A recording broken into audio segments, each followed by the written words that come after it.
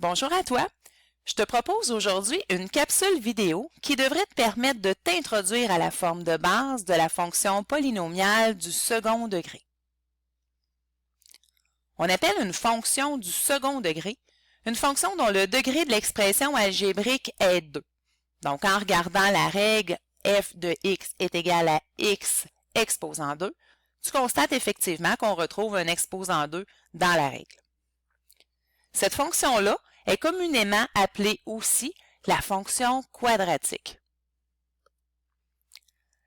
La fonction polynomiale du second degré, de base, est représentée par une parabole. Une parabole, c'est une espèce de U.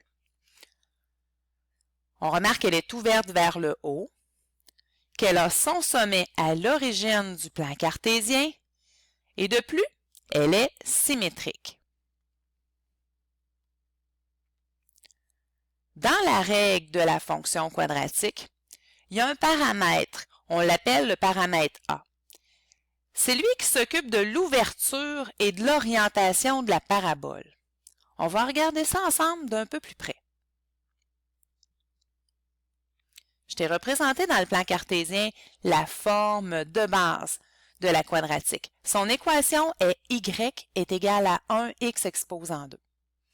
Tu remarques que la parabole est ouverte vers le haut, qu'elle est symétrique, que son sommet passe par l'origine du plan. J'ai modifié le paramètre A.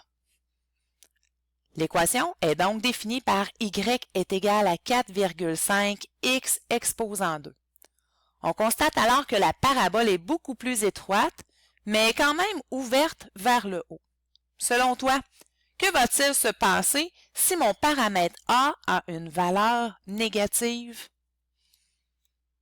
Et oui, avec une règle, quand le A est négatif, donc dans celle-ci, la règle est de moins 1, la parabole a la même ouverture, sauf qu'elle est ouverte vers le bas. Attention, le paramètre A de la fonction quadratique n'a rien à voir avec le paramètre A de la fonction de degré 1 que tu as étudié en secondaire 3. Le paramètre A de la fonction du premier degré représentait le taux de variation d'une droite. C'était l'inclinaison de la droite.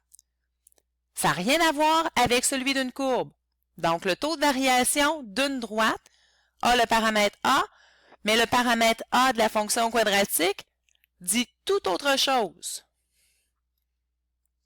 Ce que tu dois retenir concernant l'orientation de la parabole, quand le paramètre A est positif, la parabole est ouverte vers le haut.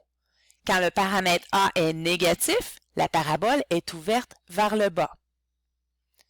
Tu dois aussi retenir que plus le paramètre A est grand, plus la parabole est étroite, alors que plus le paramètre A est petit, plus la parabole est dodue.